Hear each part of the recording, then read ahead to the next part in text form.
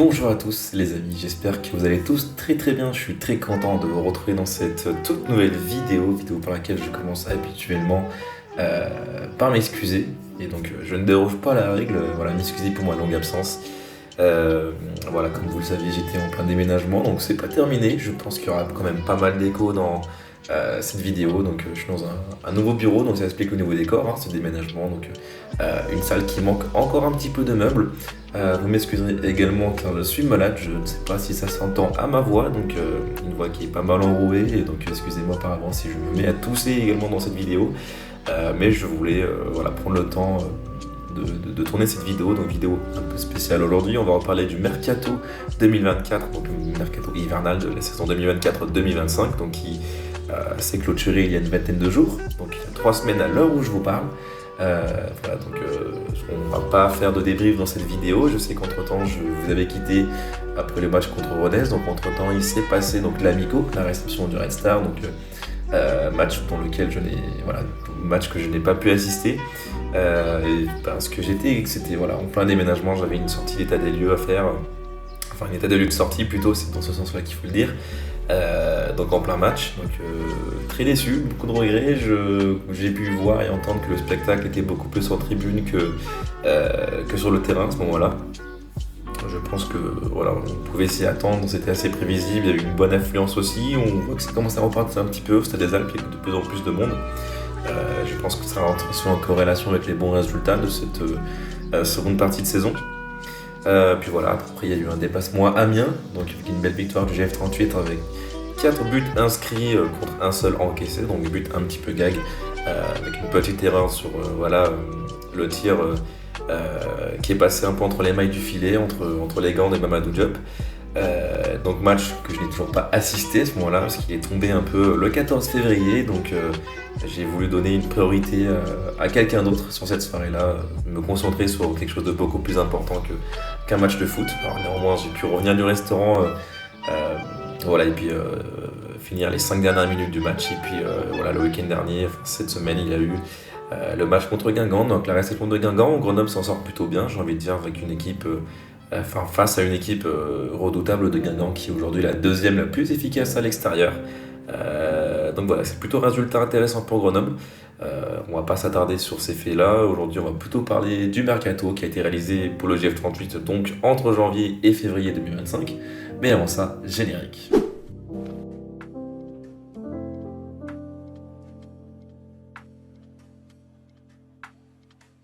Messieurs, dames, j'ai oublié de le préciser également, mais comme vous pouvez le voir, je tourne avec un nouveau micro, donc micro qui m'a été offert par ma conjointe, donc par ma copine. Donc j'ai pu faire quelques tests, je crois que la qualité n'est pas si dégueu que ça, très sincèrement. Donc j'essaierai peut-être de bidouiller un petit peu au montage, mais il a l'air d'envoyer pas mal, d'être plutôt assez sensible. J'ai l'impression qu'au moindre mouvement, si je déplace une feuille ou qu'il détecte un petit peu tous les bruits autour de moi. Donc je ne suis pas assez expert dans le milieu de l'audio et de la vidéo pour commencer à bidouiller, mais je pense que ça viendra avec le temps. On va commencer le Mercato avec l'arrivée la plus importante pour moi, mais c'est Franck Rizzetto. Donc Franck Rizzetto qui est le nouveau coach de Grenoble. On a enfin eu le fin mot de l'histoire pour le cas Oswald Tancho. Donc la passe d'armes a été réalisée. On a eu Frédéric Guégan qui a réalisé un intérim avec brio, avec 3 matchs, 3 victoires, donc un bon ratio à 100% de victoire pour ce coach intérimaire, donc adjoint au GF38. Je tiens également à dire que toutes les vidéos que vous verrez dans ma vidéo, donc je voulais meubler la vidéo avec autre chose que ma grosse tête en premier plan.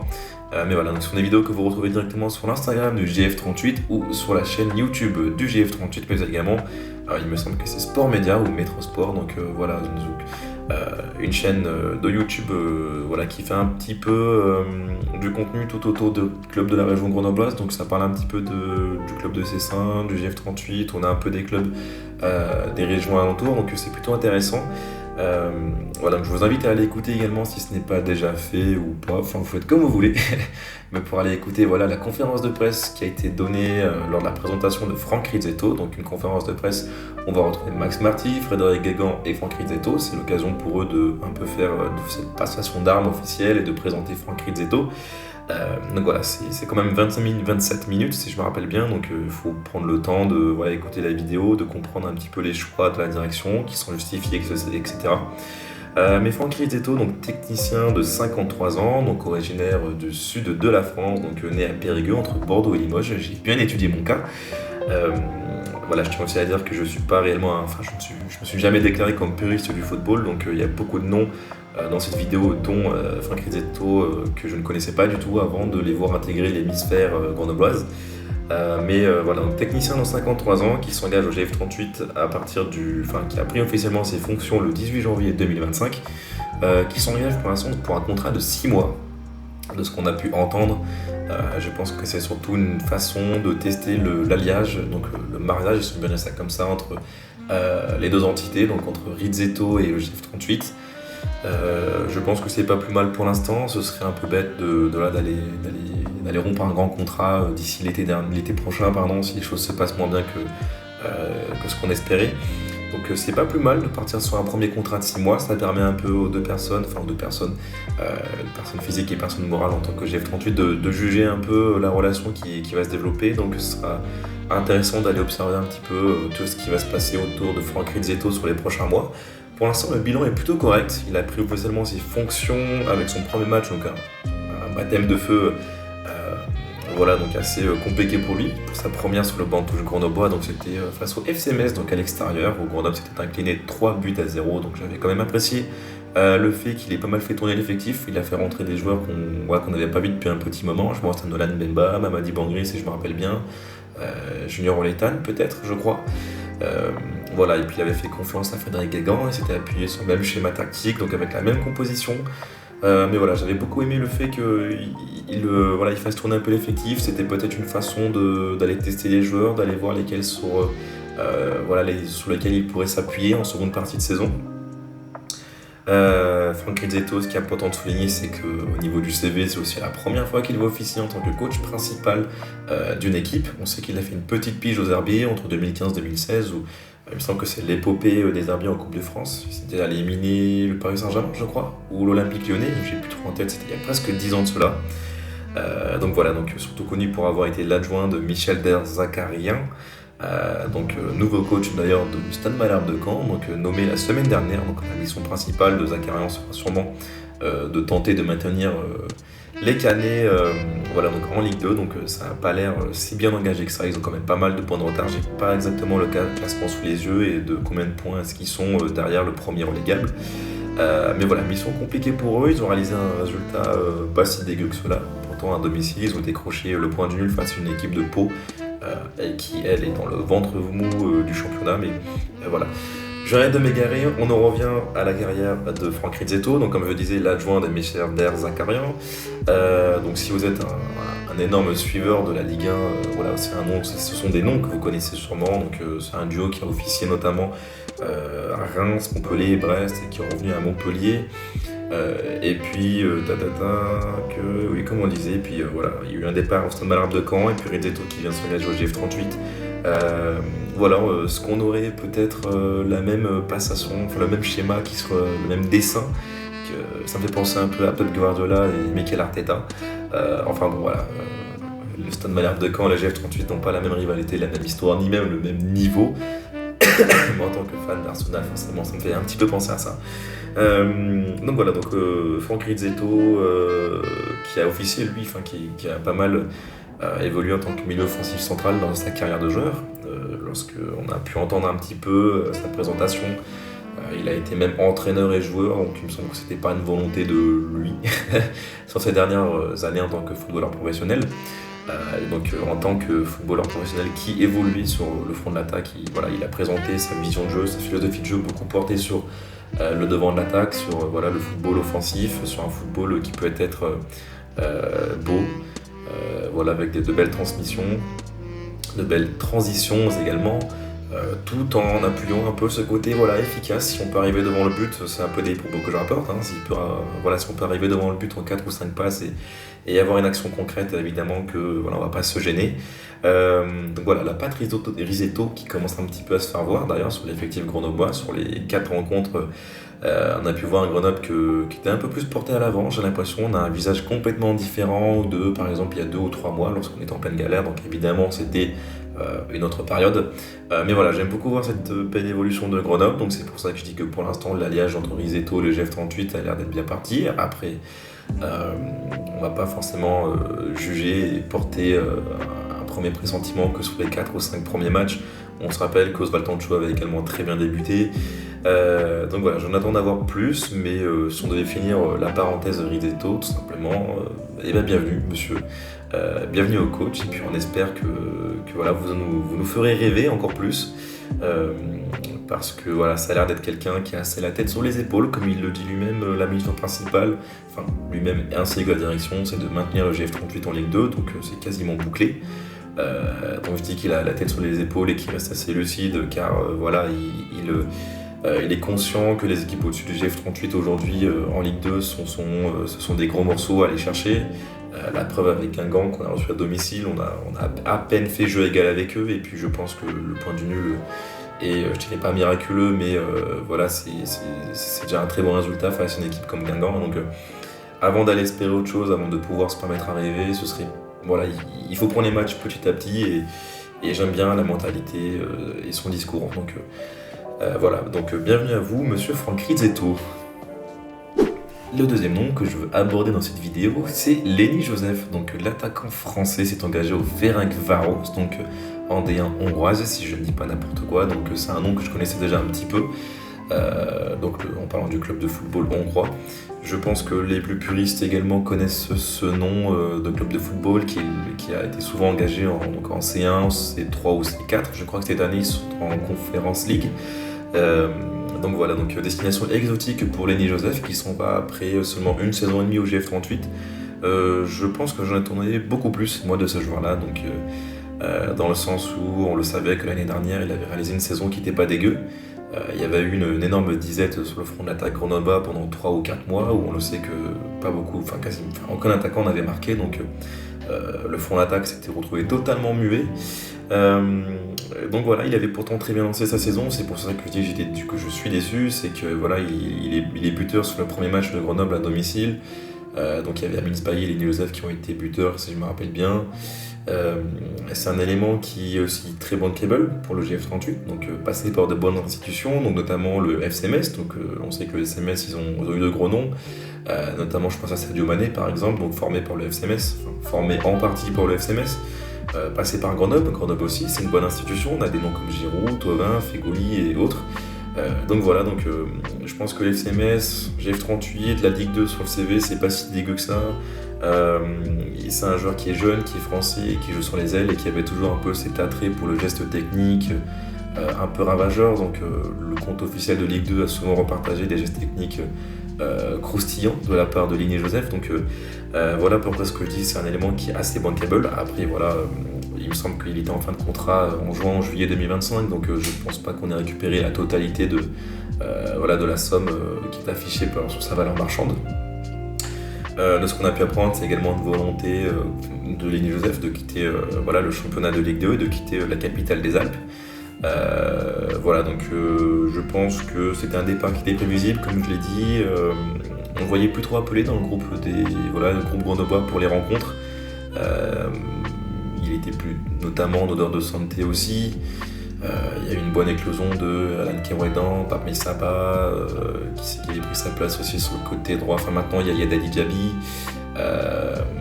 Il y avait qui d'autre Non, Nastazawi qui a fait quelques prestations intéressantes, Ayoub Jabari qui a été pas mal appelé en pointe. Il a peut-être également souffert du système de jeu mis en place maintenant avec des attaquants de pointe. Après, il est capable d'évoluer en pointe, hein, évidemment, mais avec un grand Pape Messaba en pointe, je pense qu'il avait également un petit peu perdu sa place.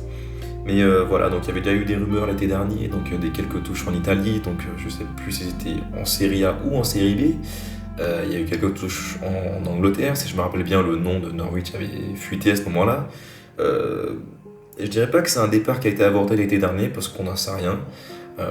Mais je pense que la bonne décision a été de le garder à ce moment-là. On a eu les départs assez tôt de Virgilio Postolacci et de Doli Sanyang, donc 2 attaquants.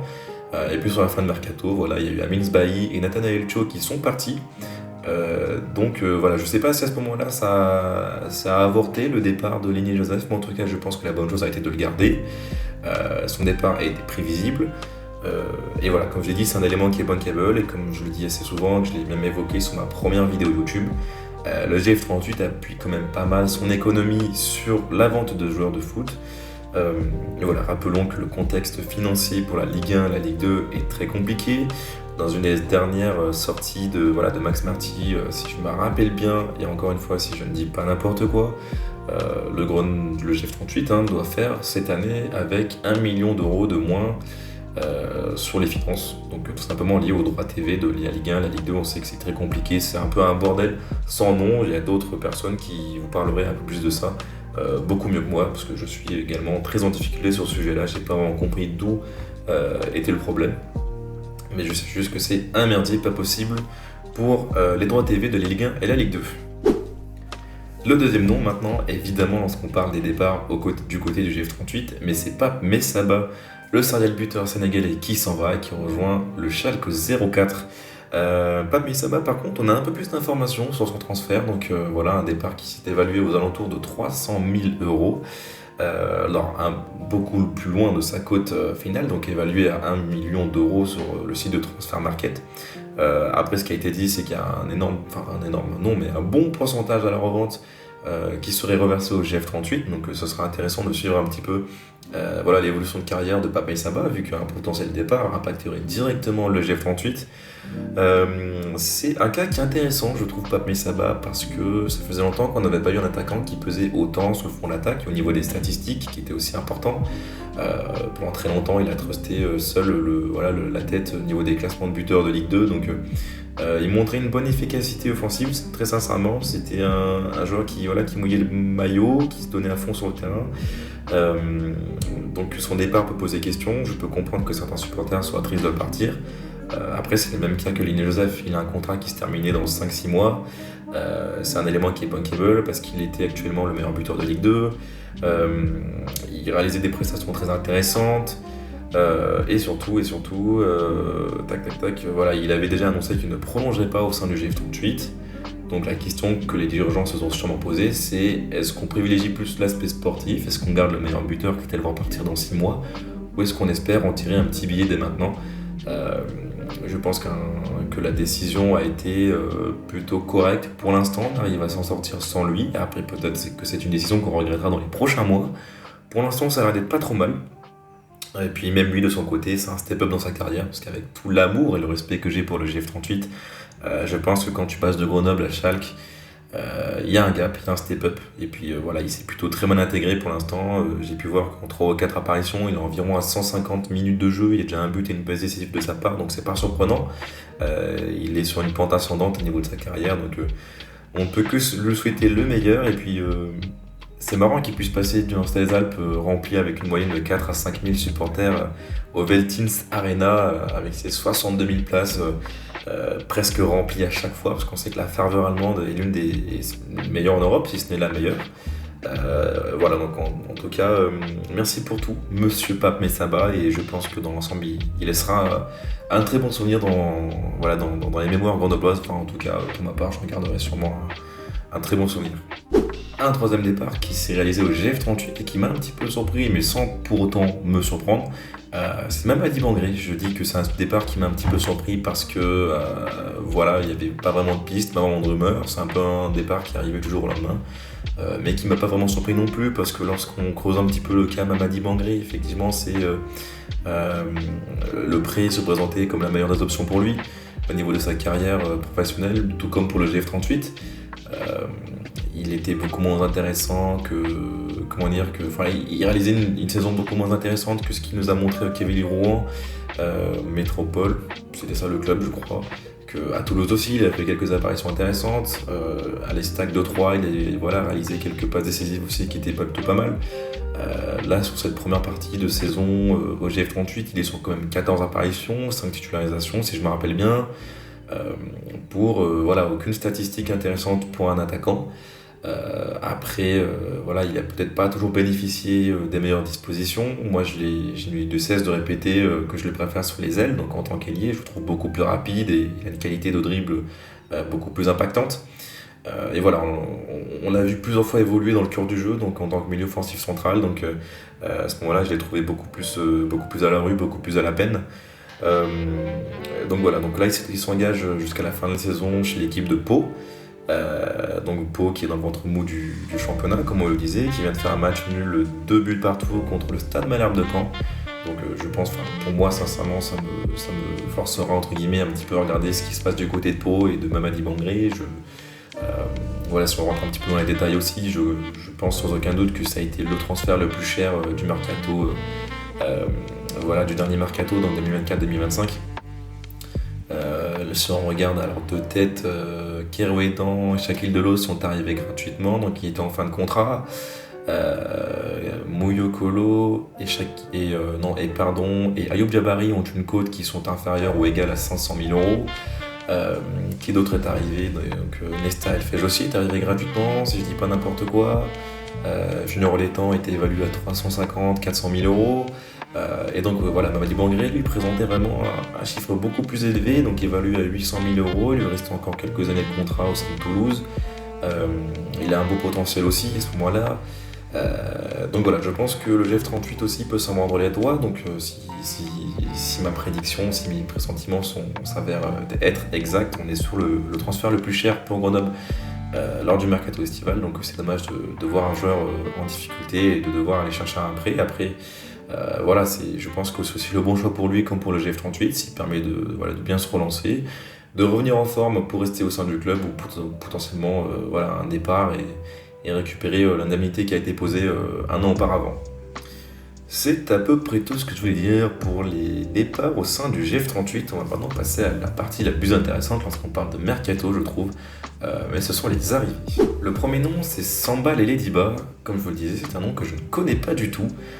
Très sincèrement, je me suis un petit peu intéressé à la provenance de ce joueur. Un jeune Sénégalais, donc 21 ans, qui nous vient tout droit de la D1 grecque, donc de l'Athènes Balitea, excusez-moi. Donc il vient de faire une première partie de saison assez complète, donc bien remplie avec 17 apparitions, il s'est bien aguerri. À voir maintenant avec la Ligue 2 s'il arrivera à bien s'intégrer. J'ai pas vraiment envie de dire que c'est un transfert hypant parce qu'il y a beaucoup de transferts hypants que j'ai dit lors de cette saison qui avec des joueurs qui ont du mal. Je pense à Nesta Elfej, j'arrêtais pas de dire que c'était un transfert qui m'a hypé et j'ai encore espoir que ce joueur puisse démontrer toutes ses qualités, mais voilà, c'est un joueur qu'on n'a pas du tout vu. Je pense à qui d'autre que j'avais dit de hypant, Junior Létang. Non, ça va, Junior Létang, il me semble j'avais dit qu'il était hypant et je trouve qu'il fait une saison qui est pas dégueu. Mais en tout cas, voilà, j'en ai marre de dire que j'ai des joueurs hypants parce que j'ai peur de me faire attraper un jour et me dire ah ben tu vois, ton joueur hypant il est nul, entre guillemets, avec tout le respect que j'ai pour les joueurs. Mais pour autant, Samba Lelediba, c'est un joueur qui me hype presque, j'ai envie de dire. Donc jeune joueur qui est grand, il est physique, il est costaud, il évolue au milieu de terrain, donc capable d'évoluer un peu sur toute la partie du milieu de terrain, avec un énorme penchant quand même pour l'aspect défensif, donc plutôt un milieu défensif capable d'évoluer plutôt en 6 ou en 8, on verra comment est-ce qu'il sera utilisé par Franck Rizzetto. Au niveau de son arrivée, aucune somme de transfert n'a été divulguée. Je n'ai pas sous les yeux la valeur marchande de notre bonhomme, qui nous vient également du Sénégal, comme on le disait, mais formé par l'Étoile Lusitania, excusez-moi, c'est plutôt ça. C'est un club de foot, il me semble, avant d'être une académie, ou alors d'abord une académie avant d'être un club de foot. Mais je me suis un petit peu intéressé à cette Étoile Lusitania. J'ai appris d'après mes recherches que c'était une entité, une organisation présidée par Étienne Mendy. Également un nouveau nom que je ne connaissais pas, mais pour les plus anciens, s'il y en a qui me regardent et qui ont connu la Ligue 1 entre 90 et 2000, ça a été un très bon joueur de Ligue 1, notamment passé par des équipes comme Nîmes Olympique, Sochaux, Beauvais, mais c'est principalement à l'AS Saint-Etienne qu'il a fait, qu'il a laissé de plus grands souvenirs donc en Ligue 1, un attaquant plutôt efficace. Et donc qui maintenant, après sa reconversion, après sa carrière professionnelle de football, il se reconvertit en tant que président de club. Donc je trouve que c'est une très bonne chose pour lui. Il a très bien œuvré pour le football africain, sénégalais en général. Des accords ont été conclus avec plusieurs clubs de football suisse, notamment le FC Sion, et donc du coup Samba Lelediba n'a pas dérogé à la règle, et puis il a fait une pige au FC Servette, là où il a déjà d'ailleurs rencontré Théo Valls. Donc les deux joueurs se sont côtoyés à un moment donné. Samba et Ladyba bénéficie aussi un peu de cet aspect communautaire. Il le disait lui-même dans son interview, il connaissait déjà Ariel Mendy, il avait déjà entendu parler de Pape Saba, donc je pense que son intégration sera des plus réussies. Ça a déjà l'air d'être quelqu'un de bien admis dans le groupe, de bien ancré. Que dire d'autre? Non, voilà, plutôt un joueur intéressant pour la suite. Est-ce que c'est plutôt un joueur d'avenir ou un joueur de maintenant? Je ne sais pas beaucoup. Voilà, j'ai pas beaucoup d'idées sur ça parce que c'est vrai que ça représente quand même un jeune joueur. On a déjà un milieu de terrain qui est bien ancré maintenant, qui est bien huilé. On a un Théo Valls qui réalise peut-être sa meilleure saison sous le maillot grenoblois pour l'instant. Jesse Benet qui avec son nouveau poste en tant que 6, en tant que sentinelle, qui se trouve très intéressant. Et puis voilà, on a toujours un joueur qui est complémentaire avec eux. Donc on a vu tourner Nolan Bemba et puis Sékou Touré. Bon, on a Eddie Sylvestre qui a été sans aucun doute le meilleur joueur, pour l'instant l'homme du match, le clutch player pour le GF38 dans cette nouvelle année 2025. Puis voilà, on n'oublie pas des joueurs derrière, donc Baptiste Isola, Bachirou Yameogo, donc des jeunes joueurs qui pour le cas Isola, qui vont revenir l'été prochain. Bachirou qui devait peut-être partir, j'avais vu des articles, mais finalement, voilà, il n'y a pas vraiment eu de destination adéquate pour le projet du joueur. Donc voilà, il y a quand même des joueurs au milieu de terrain qui sont toujours présents, Dante Rigo qui revient. Donc voilà, est-ce qu'on veut utiliser Samba et Ladyba dès maintenant ou lui laisser un peu plus le temps et peut-être voilà, l'été prochain laisser d'autres joueurs partir, des joueurs un peu plus vieux, un peu plus expérimentés, à voir, mais voilà, transfert intéressant en l'occurrence pour moi. Le prochain nom, c'est Yad Ali Diaby, et je pense que comme beaucoup de supporters grenoblois, il nous a déjà conquis, il nous a déjà séduits. J'aime beaucoup sa façon de jouer, sa vision de jeu. Ça a l'air d'être un joueur très intelligent. C'est un joueur que je ne connaissais pas, ou du moins que j'ai déjà entendu, mais je n'avais jamais vraiment fait attention à ce joueur-là. Mais un jeune joueur qui voilà, nous vient pour moi de Clermont-Ferrand. Clermont qui est je dirais pas en difficulté sur cette saison, mais ils nous ont habitués à mieux. Voilà, donc il est actuellement à 3 buts avec le Clermont, donc en 15 apparitions sur la première partie de saison, mais je crois que c'est un peu compliqué. Il me semble qu'il n'a pas toujours été appelé, ça a été un peu un cafouillage au niveau de la gestion de Yad Ali Diaby à Clermont, de ce que j'ai pu lire dans certains articles. Donc très content de voir un joueur comme lui intégrer voilà, l'équipe grenobloise, l'effectif grenoblois.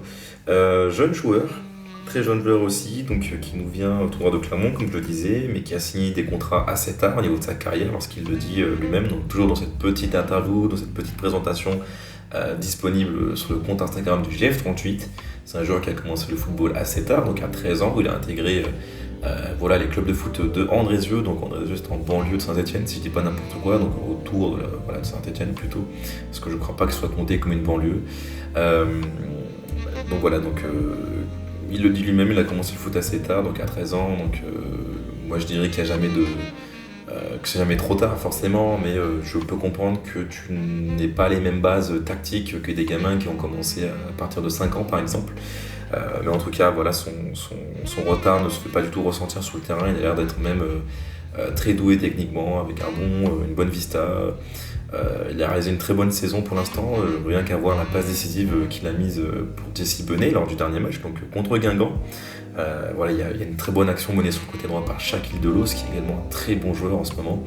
Et puis un petit slalom de Yad Ali Diaby avant de trouver un bon espace entre les lignes et voilà, de mettre sur orbite Jesse Benet qui allait inscrire son 3e but de la saison, si je dis pas n'importe quoi aussi. Voilà, donc joueur intéressant qui après avoir signé son premier contrat avec Clermont est allé faire ses classes, donc allé décrocher ses premiers canons donc, en Autriche, donc au SC Austria Lusterno. Il a fait 56 apparitions, donc il me semble qu'il est resté 2 ans pour 9 buts et 3 passes décisives, donc en tant que jeune joueur c'est plutôt un bilan intéressant en 2 ans dans un club où tu fais pas forcément partie du 11 titulaire, donc j'ai pas vraiment regardé s'il a été titularisé à chaque fois sur les 56 apparitions, parce que voilà, une apparition ne veut pas dire que tu es titulaire à chaque fois. Si tu rentres 1 minute dans un jeu, dans un match, ça peut compter comme une apparition. Donc au début, voilà, intéressant. En attaque, ça commence un peu à se bousculer. Voilà, chez les Grenoblois, on sait que ça tourne pas mal, donc on a vu Ayoub Diabari, Junior Létang, Alan Kerouadan, Yad Ali Diaby. Il a aussi la lourde responsabilité de remplacer Pape Saba. Il hérite du numéro 7 du Sénégalais, donc j'espère qu'il aura autant de réussite que Pape. Mais donc voilà, je pense que l'effectif, de toute façon, qu'on soit content ou pas des départs et des arrivées, il est là, on fait avec jusqu'à la fin de la saison. Nous, on ne demande qu'à être du côté des joueurs, on ne demande qu'à les supporter, donc Pour l'instant, la reprise est plutôt pas mal en 2025 et plutôt intéressante. Voilà, donc tous les joueurs maintenant auront, j'espère, à cœur de se donner à fond, de se donner au mieux. L'intégration a l'air de plutôt très bien se passer pour Sambale, Lediba et Adali Diaby.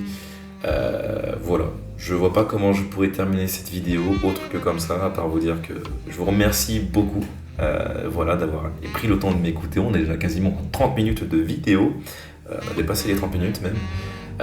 Jusqu'à la prochaine fois, je vous dis portez-vous bien, prenez soin de vous et surtout n'oubliez pas qu'ensemble, gagnons les sommets. Ciao.